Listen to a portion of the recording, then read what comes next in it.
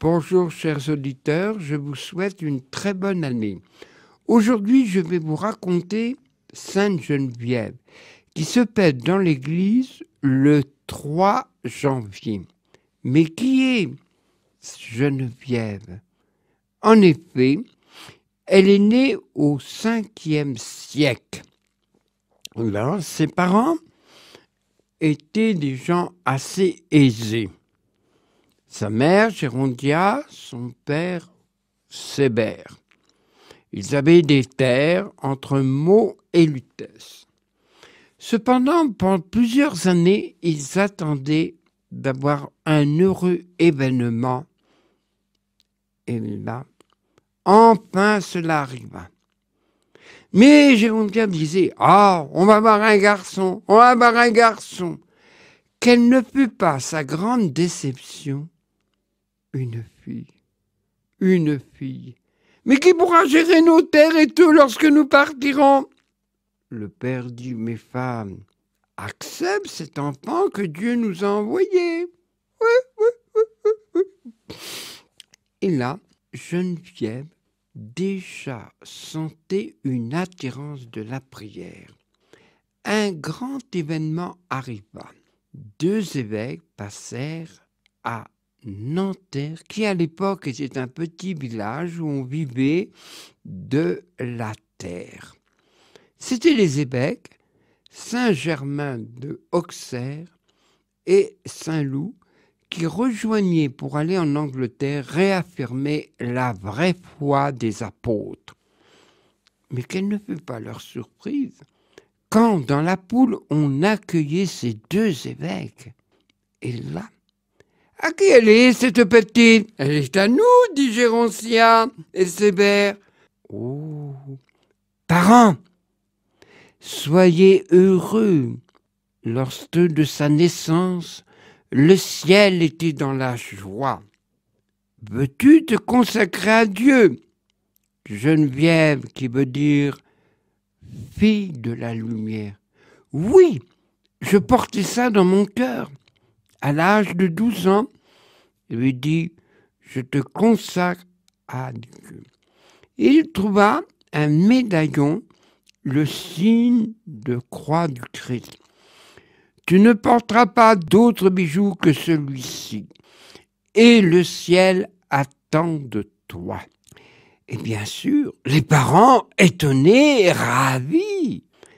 Cependant, Gérontia, elle voyait sa fille aller souvent à l'église. « Maman, c'est le vendredi saint. » Il peut dire « Ah, et pas question. T'es toujours à l'église, ça suffit. » Elle se résigna. Mais cependant, sa mère n'admettait pas qu'on lui désobéisse. Cependant, elle va avoir une épreuve. Tout d'un seul coup, elle tomba aveugle et cela dura au moins 2 ans. Sébert et la petite Geneviève étaient vraiment affectées.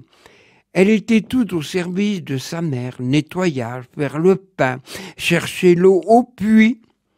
Et bien sûr, elle priait Dieu pour qu'elle retrouve la vue.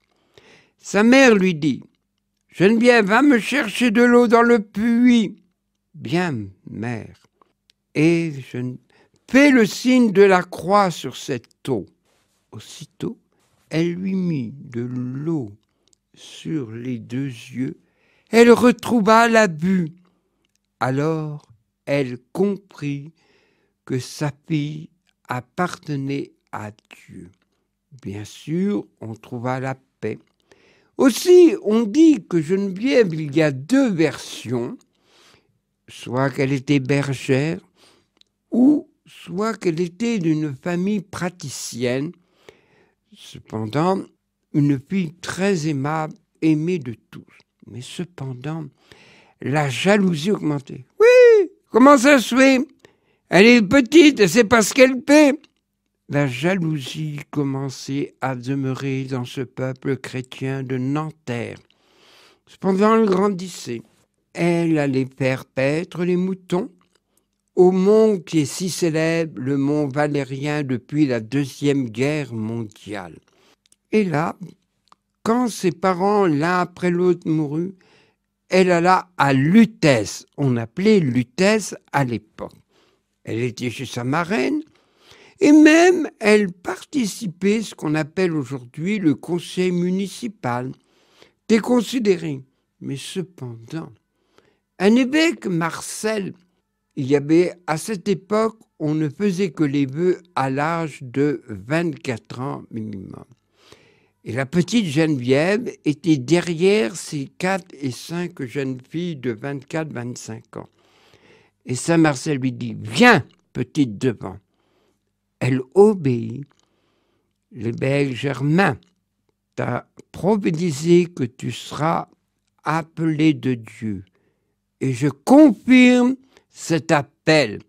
Je te mets le voile qu'on le mettait pour celles qui étaient consacrées à Dieu, qu'on appelait les vierges à l'époque. Et cette famille religieuse existe, il y a encore pas mal, même dans notre diocèse, des vierges consacrées. Donc Geneviève est la protectrice de ces vierges. Elle allait rendre visite aux malades, faisait les prières. Même elle était une contemplative. Elle, tout son but était le primat, la prière, la contemplation. Le cœur à cœur avec Dieu. Cependant, ce qu'on connaît le plus, Geneviève était connue dans ce petit, on appelait ça la cité de Lutèce. Mais un grand événement arriva. En effet, l'Empire romain perdait, la décadence et tout. Et les uns venaient des pays du Caucase et tout. Sûrement que la faim les poursuivait. Ils stationnaient ce qu'on appelle aujourd'hui la Hongrie. Et là, Attila allait faire des excursions. Il avait déjà massacré la ville de Metz, Reims et autres villes. Et les gens de Lutèce s'appelaient, mais inspirés de Dieu, Geneviève dit, « Restez, restez. Qu'est-ce que c'est que cette femme qui nous parle ainsi? Non mais oh, on sait ce qu'il faut faire, nous les hommes et tout. » Quelques femmes, aussi croyantes qu'elle, mais elle donnait le ton et le courage, on priait. Si bien que Lutèce fut divisée. Il y en a qui partaient et il y en a qui restaient confiance. Même elle a eu des ennuis avec les chefs. Il faut la lapider et tout. Mais elle tint bon. Et là, les événements vont lui donner raison. En effet, on ne sait pas pourquoi Attila et ses barbares se détournèrent de Lutèce. On peut donner des raisons historiques, mais croyons avant l'intervention du ciel. En effet, Lutèce était une petite ville, insignifiante. Cependant, sur le plan stratégie militaire, c'était un affluent important. Enfin, Geneviève a fait détourner ces barbares avec Attila. Cependant, il alla du côté de Troyes et Orléans. L'évêque de l'époque était à Orléans, Saint-Aignan. Il ne faut pas oublier que la plupart des évêques de l'époque étaient des anciens officiers militaires romains. Nous en avons un exemple très connu et populaire, Saint Martin de Tours, qui était un ancien officier de l'armée romaine. Et lui, Saint-Aignan, organisa une dépense. Et Attila en fut surpris. Il fut appelé un légionnaire Aetius qui venait de Arles. Et j'aime mieux vous dire, à l'époque, les Romains étaient bien organisés. De Arles jusqu'à Orléans, voyez-vous les chemins. Et j'imagine que ça devait marcher rapide. Et lorsque la ville de Orléans, on défonça les portes bien que solides, l'évêque Aignan pria, demanda à Dieu son secours. Tout d'un coup, on entendit une trompette. C'est l'armée Aetius qui vint. Et alors Attila se retourna et repartit à son pays. C'était la grande. Et alors, là, les gens de Lutèce, vénérés, Sainte Geneviève, ont dit « Tu es notre protectrice céleste ». Le temps passé, elle avait à peu près une trentaine d'années. Elle allait, venait, priait et tout. Cependant, arriva une autre chose que l'on connaît moins de Geneviève. Voilà que Clovis, ils étaient considérés à l'époque une horde de sauvages. Pourtant, elle avait eu affaire à son père Childéric. Et voilà ce qu'il arriva un jour. Childéric dit « Mettez-moi ces gars et tuez-moi-les ». Mais cependant, Geneviève, par une porte dérobée, entra dans la cité et demanda à Mérovée « Graciez ces prisonniers !» Mais Geneviève avait un tel rayonnement, une telle ascendance sur Mérovée, « Bon, je la laisse !» Et comme il disait à ses soldats, « Vous ne direz jamais le secret à Geneviève, même avec elle, je planche !» Il ne savait pas, cet homme, qu'elle était protégée, elle était le guide, elle était la protectrice. Cependant, Mérovée fut rappelé, et son fils Clovis, par tous ces 3000 soldats qui admiraient ce jeune de 15 ans, fut leur chef. Clovis avait des buts très militaires. Il voulait s'emparer de Lutèce, mais Geneviève fit grande résistance. Le peuple de Lutèce se mourait de faim. Aussi, elle avait des biens.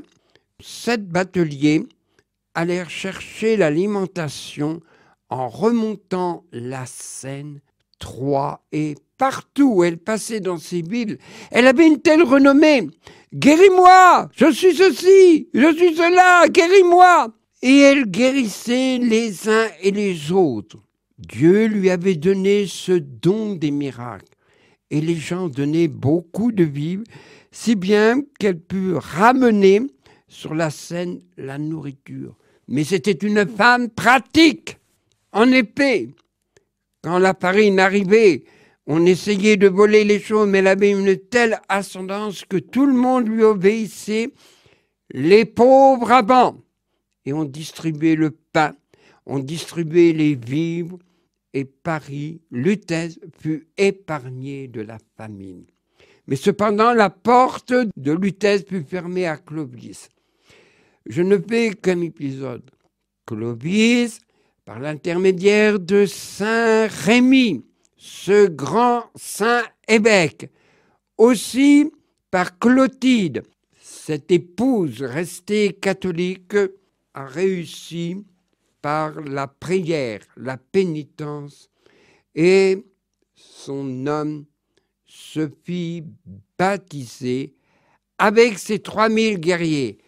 Alors, Geneviève permit d'ouvrir la porte de Lutèce et il entra. Cependant, Clovis était resté guerrier. Guerrier, on ne se convertit pas du jour au lendemain. On voit bien que notre divin maître, depuis 2000 ans, il parle et ça ne s'améliore pas. Mais Dieu est patient. Clovis, malgré ses dépôts, ce guerrier, il avait une grande admiration et il écoutait Geneviève. C'est pourquoi, depuis l'origine des temps, comme vous savez, Geneviève, Clotilde, Saint-Rémy ont fait que la France soit le premier pays chrétien après, en même temps, je dis ça pour les historiens, l'Arménie, dont il y a pas mal d'Arméniens dans notre diocèse. Talar, Gap et autres endroits. Geneviève, aussi, il arrivait des famines épouvantables. Elle avait des terrains par rapport à ses parents, des terrains du côté de Meaux. Et là, un orage violent commençait à venir quand tout d'un coup, elle se mit à genoux, pria longuement, et l'orage ne passa pas sur les terres. Elle dit, ce blé est pour les pauvres. Dieu lui avait donné le don des miracles de ressusciter les morts, de chasser les démons à plusieurs reprises. Aussi, quand Clovis voulut construire une église, il demandait toujours à Sainte Geneviève. Geneviève, cette fille de la lumière. Et là, Geneviève avait une grande vénération au premier évêque de Lutèce, avec 2 de ses diacres. Il fut sur le mont des Martyrs, qu'on connaît plus sur le Montmartre. Les païens étaient jaloux, le succès qu'il avait, le don des miracles, et il convertissait les gens. Une jalousie se prit, et il fut, comme l'histoire nous le dit, la tête tranchée.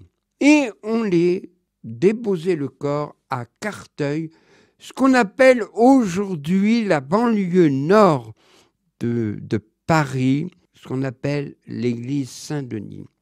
Et là, Geneviève avait une considération de faire une église en l'honneur de ce grand évêque, le premier évêque de Lutèce.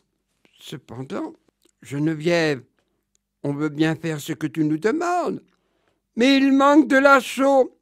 Elle dit à 2 prêtres, allez sur l'un des ponts et vous entendrez 2 hommes qui parlent des éleveurs de porcs. Confiance qu'Isabelle Geneviève, ils l'écoutèrent. Et là, elle dit donc, j'ai vu mon cochon, il était en train de gratter la terre et tu sais pas ce que j'ai trouvé? De la chaux. Geneviève a permis que nous trouvions la chaux pour construire l'église Saint-Denis. Bien sûr, elle s'est agrandie en vertu des siècles. Aussi, la confiance demeurait tout le temps. Mais Dieu protégeait Geneviève. Il y avait des gens curieux, curiosité malsaine, qui regardaient Geneviève. Et ils prirent d'un aveuglement. Bien sûr, Geneviève, par la permission de Dieu, ils retrouvèrent la vue. Les miracles de Geneviève pleuvaient. Bien sûr, Clovis mourut à l'âge d'une 40aine d'années. Et Geneviève, elle, fut rappelée à Dieu à l'âge de 80 ans, usée par le jeûne, usée par la prière, mais rayonnante. Tout le monde voulut voir Sainte Geneviève. Et elle fut enterrée à la nécropole des rois à Saint-Denis. Il y eut après beaucoup d'aventures. Les Normands, dont moi-même je fais partie, ça fait des siècles, les Normands voulaient passer par Lutèce mais on promena, on fit le tour des remparts de Paris, et là, les Normands ne purent jamais entrer. Aussi, il y a eu des inondations à Paris, sauf l'endroit où Geneviève avait sa chambre, son oratoire pour prier. Aussi, sautons des siècles. Louis XV a été guéri par Sainte Geneviève. Et le clergé profita, lui dit, puisque vous êtes guéri, il nous faudrait un grand temple en l'honneur de Sainte Geneviève. Eh bien, pourquoi pas? Et on construisa ce temple, cette église, qui, par les aléas de l'histoire, c'est le Panthéon où on enterre les grands hommes tels que Voltaire, Rousseau, Montesquieu, Victor Hugo. Il y en a pas mal, hein, vous croyez-moi. Et bien sûr, Sainte Geneviève a protégé Paris lors de la Deuxième Guerre mondiale. Ah, donnez-nous des preuves. Mais je vais vous en donner pas mal même. Une seule. Lorsque Paris et Eisenhower avaient interdit d'aller à Paris pour des questions stratégiques, parce que ça rappelait de Leningrad comment La population était décimée. Cependant, Geneviève protégea cette ville avec d'autres grands saints, que cette ville soit brûlée. Car Hitler avait donné un ordre. Que l'on brûle cette ville, que l'on brûle. Paris brûle-t-il et c'est un film si célèbre, un peu long, mais bien. Paris n'a pas brûlé. Et pourtant, il avait été installé des dynamiques au Louvre, à la Sainte-Chapelle, qui était c'est une beauté. Si vous allez à Paris, allez à la Sainte-Chapelle, mais allez-y au mois de mai-juin, où le soleil paraît sur les vitraux. Oh, une beauté, une beauté. Grâce au général Von Steele, Paris ne fut pas brûlé. Et on doit beaucoup à cet homme, mais que personne sûrement doit connaître. Mais un homme ou une femme sont toujours l'instrument, sans le savoir, de la volonté de Dieu. Sainte Geneviève, priez pour nous, priez pour notre pays, surtout évitez une guerre sociale, une guerre civile. Bon peuple de Dieu, je te remercie de m'avoir écouté, mais c'est une de nos grandes héroïnes, une sainte de notre pays, la France. À vous, bonne journée.